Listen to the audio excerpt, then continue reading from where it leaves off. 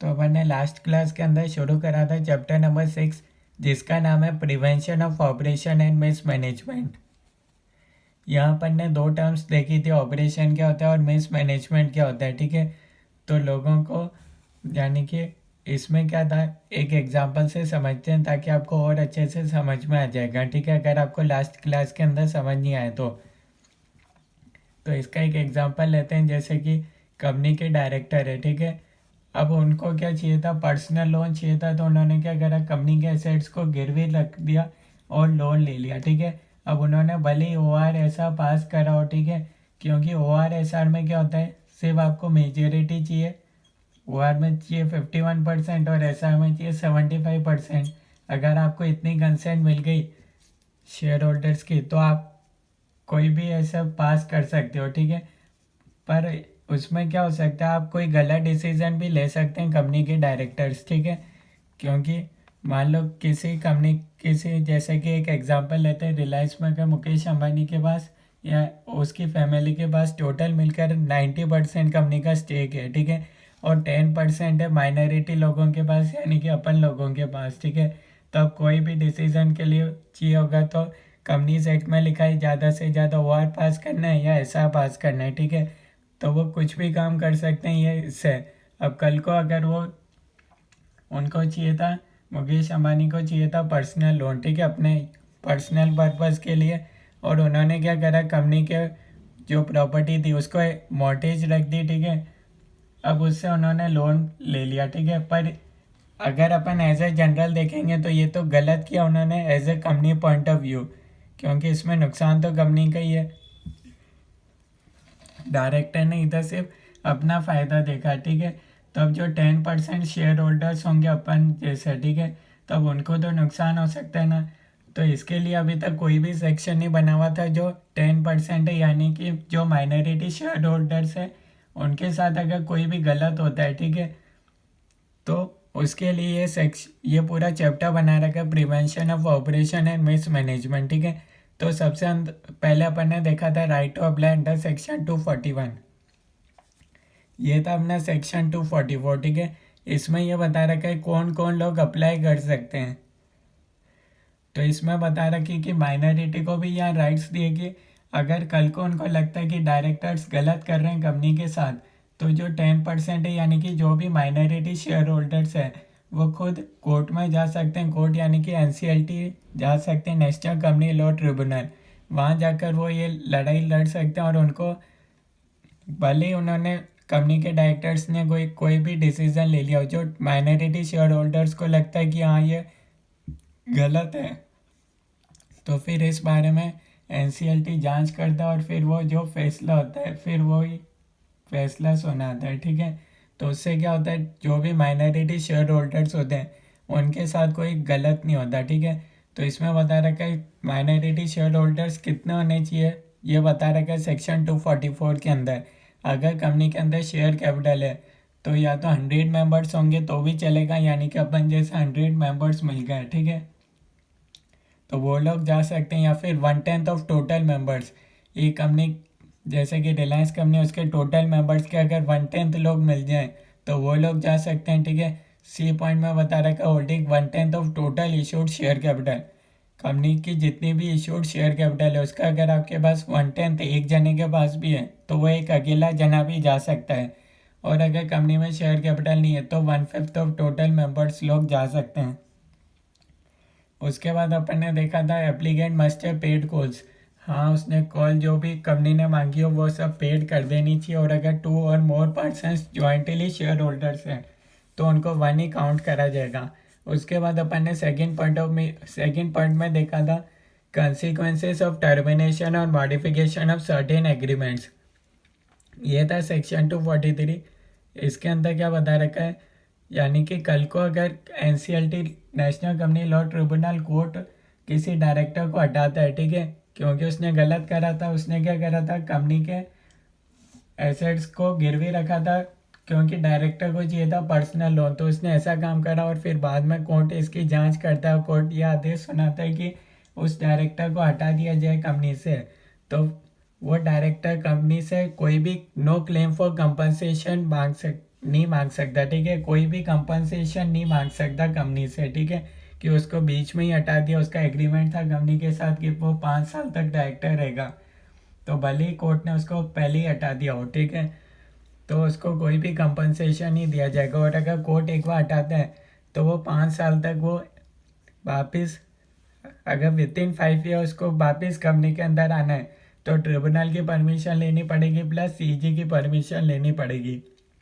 और अगर 5 साल बाद आता है तो कोई परमिशन लेने की ज़रूरत नहीं है, ठीक है। उसके बाद अपन ने देखा था if some people withdraw application valid, यानी कि अपन ने देखा था ये 100 मेंबर्स अप्लाई करने चाहिए। मान लो एक बार 100 अप्लाई कर दिया, फिर बाद में 20 लोगों ने वापस अपनी एप्लीकेशन ले ली, तो क्या वो एप्लीकेशन जो कोर्ट को दी वो वैलिड रहेगी या नहीं? तो इसका आंसर है वैलिड रहेगी, भले बाद में लोगों ने विड्रॉ कर लिया हो। उसके बाद आता है थर्ड पॉइंट, अपन ने देखा था application to tribunal for relief in cases of oppression etcetera.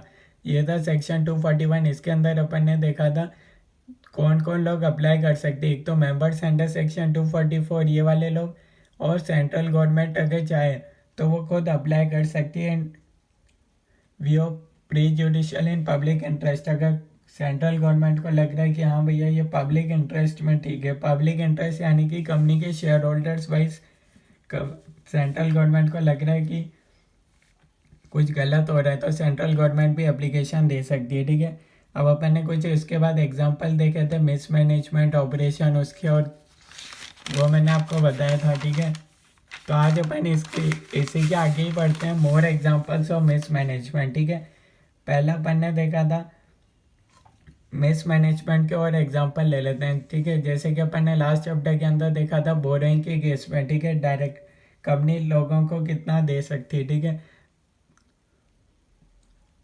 Boring कितना हो सकती है, ठीक है, कंपनी की बोरिंग कितनी हो सकती है। इसके लिए अपन ने देखा था जो भी कंपनी की एग्जिस्टिंग है और जो प्रपोज्ड है उस अगर ये ज़्यादा हो जाती है free reserves plus securities premium plus paid up share capital, तो उसके लिए कंपनी को board resolution plus special resolution pass करना पड़ेगा, ठीक है। यानी कि बोरिंग एक्सीड्स हो जाती है free reserves plus securities premium plus paid up share capital, तो कंपनी को board resolution plus special resolution pass करना पड़ेगा। अब कंपनी के अंदर ये नहीं होता है, यानी कि विदाउट स्पेशल रिसोल्यूशन ही हो जाता है, तो वो हो जाएगा मिसमैनेजमेंट का एग्जांपल।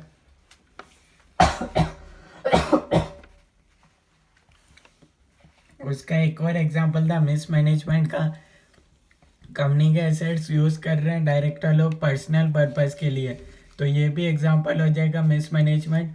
और इसमें अपन ने देखा था कि शेयर होल्डर्स लोग चाहे ऑपरेशन हो रहा हो चाहे मिसमैनेजमेंट हो रहा हो, दोनों के लिए कोर्ट में जा सकते हैं, ठीक है।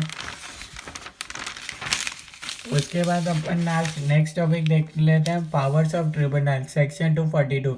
सेक्शन 242 के अंदर लिखा हुआ है क्या कि ट्रिब्यूनल के पास क्या क्या पावर्स है, ट्रिब्यूनल क्या कर सकता है अगर ऐसा हो रहा है तो। If the tribunal is of opinion that the company's affairs have been or are being conducted in a manner prejudicial oppressive to any member, ठीक है, तो एनी मेंबर पब्लिक इंटरेस्ट या फिर इंटरेस्ट ऑफ कंपनी। अगर tribunal को ये लग रहा है कि कंपनी के जो अफेयर्स है वो सही से कंडक्ट नहीं हो रहे या फिर ऑपरेसिव हो रहे हैं किसी पर्टिकुलर मेंबर पर, जैसे कि किसी पर्टिकुलर मेंबर को नोटिस ही नहीं दे रहे मीटिंग का, ठीक है, या फिर पब्लिक इंटरेस्ट जो भी कंपनी के शेयर होल्डर्स है उनका नुकसान हो रहा है, जैसे कि डायरेक्टर के एसेट्स पर्सनल यूज में आ रहे हैं, ठीक है, और इंटरेस्ट ऑफ कंपनी, ठीक है, and that to wind up the company would unfairly prejudice such member but that otherwise the facts would justify the making of winding up on the ground that it was just and equitable that the company would be wound up, ठीक है। और अगर tribunal को लग रहा है कि इतना ज़्यादा डायरेक्टर लोग मिसकंडक्ट कर रहे हैं कंपनी पर, ट्रिब्यूनल को लग रहा है कि अब वाइंड अप करना ही सफिशिएंट रहेगा, लास्ट ऑप्शन अगर ये लग रहा है ट्रिब्यूनल को, तो फिर ट्रिब्यूनल अगर चाहे तो वो कंपनी का वाइंड अप का ऑर्डर भी दे सकता है, ठीक है। और क्या क्या पावर्स है, पर वाइंड अप करने से पहले ट्रिब्यूनल भी चाहेगा कि डायरेक्टर को हटा दिया जाए, कोई नया डायरेक्टर हो जाए, ठीक है। पर कंपनी के अफेयर्स इतने, कंपनी की हालत इतनी बिगड़ गई है कि कि ट्रिब्यूनल को लग रहा है कि अब कंपनी का वाइंड अप करने ही आखिरी सॉल्यूशन है, तो ट्रिब्यूनल ये ऑर्डर भी दे सकता है, ठीक है। जनरल पावर्स के अगर शेयर्स के केस में अगर किसी को मान लो 3 डायरेक्टर थे कंपनी के अंदर A B C और तीनों के पास 1/3 शेयर होल्डिंग थी, ठीक है, 1/3 ठीक है।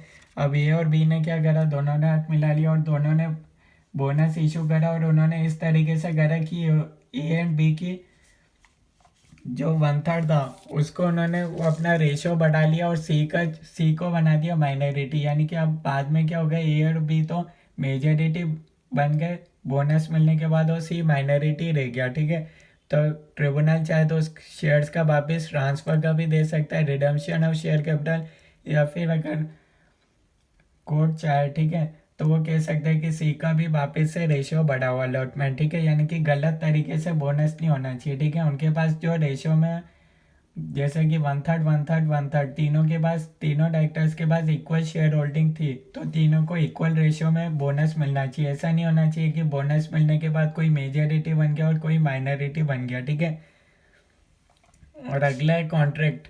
अगर ट्रिब्यूनल को लग रहा है कि ऐसा हो गया कि डायरेक्टर ने ऐसा कोई कॉन्ट्रैक्ट कर लिया बैंक के साथ कि कंपनी के एसेट्स को गिरवी रख दिया और डायरेक्टर को पर्सनल लोन मिल गया, ठीक है, तो अगर ट्रिब्यूनल चाहे तो कंपनी और डायरेक्टर का वो कॉन्ट्रैक्ट खत्म कर सकते हैं, या फिर कंपनी ने अदर किसी बैंक के साथ बात करी हो कि ऐसा गिरवी रखेंगे, वो कॉन्ट्रैक्ट भी खत्म कर सकते हैं। और डायरेक्टर लोगों ने कोई प्रॉपर्टी को गिरवी रखी हो तो लोग चाहें तो विद इन 3 मंथ्स, जिस दिन ये कॉन्ट्रैक्ट हुआ उसके विद इन 3 मंथ्स जा सकते हैं ट्रिब्यूनल के पास। तो ट्रिब्यूनल उसमें एप्लीकेशन ट्रिब्यूनल देख लेगा अपने हिसाब से, उसको जो डिसीजन देना होगा वो दे देगा, ठीक है, यानी कि ट्रिब्यूनल ये कॉन्ट्रैक्ट को ख़त्म भी कर सकता है, पर आपको ये एप्लीकेशन देनी पड़ेगी विद इन 3 मंथ के अंदर, ठीक है। डायरेक्टर के केस में क्या है, अगर ट्रिब्यूनल को लग रहा है ये डायरेक्टर ही गलत काम कर रहा है, तो ट्रिब्यूनल उस डायरेक्टर को हटा सकता है अनड्यू गेन, किसी डायरेक्टर को अनड्यू गेन मिल गया, ठीक है, जैसे कि ए एंड बी का आफ्टर बोनस इशू, ठीक है, उनकी वो वर्थ बढ़ गई और सी बन गया minority, A and B majority बन गया, ठीक है, तो किसी को अनड्यू गेन मिल रहा है, तो ट्रिब्यूनल चाहे तो उनका जो एक्स्ट्रा गेन था उसको हटा भी सकता है। अपॉइंटमेंट प्रोसीजर, ठीक है, अगर किसी का विदाउट पासिंग OR/SR कोई डायरेक्टर अपॉइंट हो गया तो ट्रिब्यूनल उस डायरेक्टर को रिमूव भी कर सकता है। Appointment of new MD director, ठीक है, और ट्रिब्यूनल चाहे तो कि अपने हिसाब से ट्रिब्यूनल को जो लग रहा है उस डायरेक्टर को अपॉइंट भी कर सकता है उस कंपनी के लिए, ठीक है, ताकि वो डायरेक्टर इंश्योर करेगा कंपनी में वापस ऐसा नहीं हो, ठीक है। Note, certified copy of order of tribunal filed by company with registrar with in 30 days of order of tribunal, यानी कि ट्रिब्यूनल जो भी फैसला सुनाएगा वो कंपनी को फाइल करना है रजिस्ट्रार के पास, यानी कि कंपनी को ये बताना जरूरी है जो भी उसको फैसला सुनाया गया, जो भी उस पर एप्लीकेबल होगा, वो सारी बातें विद इन 30 days के अंदर रजिस्ट्रार के पास चली जानी चाहिए, ठीक है, ताकि रजिस्ट्रार वेल इन्फॉर्म्ड रहे, ठीक है, ताकि जो भी कंपनी के अंदर चल रहा है उससे। उसके बाद अपने पास नेक्स्ट टॉपिक आता है क्लास एक्शन। क्लास एक्शन क्या होता है, सेक्शन 245 के अंदर दे रखा है। इसको अगर सिंपल भाषा में बोलें तो अगर जब भी कंपनी के अंदर कोई फ्रॉड होता है, ठीक है, डायरेक्टर लोग मिलकर कोई फ्रॉड कर रहे हैं, तो उससे क्या होगा, सारे शेयर होल्डर्स सफर करेंगे, ठीक है, क्योंकि डायरेक्टर की गलती थी। तो क्लास एक्शन के अंदर क्या होता है, हर एक जना अलग अलग अपना केस फाइल करेगा हर एक डिस्ट्रिक्ट के हाई कोर्ट के अंदर, ठीक है। तो instead of fighting individually get united and fight against director, ठीक है। जैसे कि आपको पता होगा सत्यम फ्रॉड, ठीक है, हुआ था 2008 के अंदर। तो उसमें क्या था, सब लोग अलग अलग जा रहे थे कोर्ट में, ठीक है, तो उसके बाद ये आया था क्लास एक्शन, ठीक है, यानी कि अब सब लोगों को अलग अलग कोर्ट में अपनी अपील देने की ज़रूरत नहीं है कि भैया कल को मेरे को भी लग रहा है कि हाँ भैया सत्यम कंपनी का डायरेक्टर कोई गलत काम कर रहा है, ठीक है, अपनी बैलेंस शीट को इन्फ्लेटेड दिखा रहा है, ठीक है, और आपको भी लग रहा है, तो आप क्या करोगे, आप अपनी एप्लीकेशन अलग दोगे कोर्ट के अंदर, क्योंकि आप अलग शेयर होल्डर हो सत्यम के और मैं अलग हूँ शेयर होल्डर, ठीक है। तो उससे क्या होगा, कोर्ट के अंदर इतनी सारी एप्लीकेशन बढ़ जाएगी और कोर्ट को भी फैसला सुनाने में बहुत दिक्कत हो जाएगी। अगर आप एक ही जने के खिलाफ लड़ रहे हैं तो इससे बढ़िया हम सब लोग यूनाइटेड हो जाए और एक लॉयर को अपॉइंट कर ले, वो हम सबको रिप्रेजेंट करेगा पूरे क्लास को, और वो जो है ना फिर केस लड़ेगा, ठीक है। जो भी वकील की फीस होगी वो सब आपस में बढ़ जाएगी, ठीक है। तो इसमें ये बताया गया as per class action instead of fighting individually get united and fight against director, ठीक है। सब लोग मिलकर जाएंगे तो एक दबाव भी रहेगा कोर्ट के अंदर कि हाँ भैया इतने सारे लोग एक डायरेक्टर के खिलाफ लड़ रहे हैं, ठीक है। अब ये कब, इसमें मतलब मिनिमम नंबर ऑफ मेंबर्स कितने होने चाहिए, ठीक है। तो इसमें बता रखा है नंबर ऑफ मेंबर्स जो अप्लाई, यानी कि कितने लोग अपने जैसे होने चाहिए तब जाके वो क्लास एक्शन वाली फाइल भेज सकते हैं, ठीक है। तो मिनिमम नंबर्स बता रखा है at least 5% of total members of company या फिर 100 members of company which ever is less, यानी कि अगर 100 लोग चाहें आप 100 मेंबर्स मिल जाए कंपनी के तो वो लोग भी जा सकते हैं कोर्ट के अंदर, ठीक है। या फिर एटलीस्ट 5% ऑफ टोटल मेंबर्स, ठीक है। कम से कम कंपनी के टोटल मेंबर्स 100 है तो कम से कम 5 लोगों को तो होना ही पड़ेगा, ठीक है, यूनाइटेड, ठीक है। तो वो लोग अप्लाई कर सकते हैं in case of company having share capital और मिनिमम शेयर होल्डिंग, ठीक है। ये तो अपन ने देखा मेंबर्स वाइज और शेयर होल्डिंग वाइज भी बता रखा है। 5% of issued share capital in case of unlisted company and 2% of issued share capital in case of listed company, यानी कि किसी एक के पास अगर 2% है इशूड शेयर कैपिटल कंपनी का तो वो अकेला जना भी जा सकता है। In case of company not having share capital, अगर कंपनी के अंदर कंपनी लिमिटेड बाय गारंटी हमने पढ़ा होगा, ठीक है। अगर वैसी कंपनी है तो उस केस में कितना होना चाहिए, टोटल मेंबर्स के 1/5 कम से कम। In addition the company must also have following, ठीक है, 100 डिपोजिटर्स ऑफ कंपनी और एटलीस्ट 5% ऑफ टोटल डिपोजिटर्स, ठीक है। या तो 100 डिपोजिटर्स या फिर टोटल डिपोजिटर्स के 5 लोग, वो लोग भी जा सकते हैं, ठीक है। और डिपॉजिटर्स टू होम कंपनी होस 5% of total deposits of company, ठीक है, यानी कि कंपनी को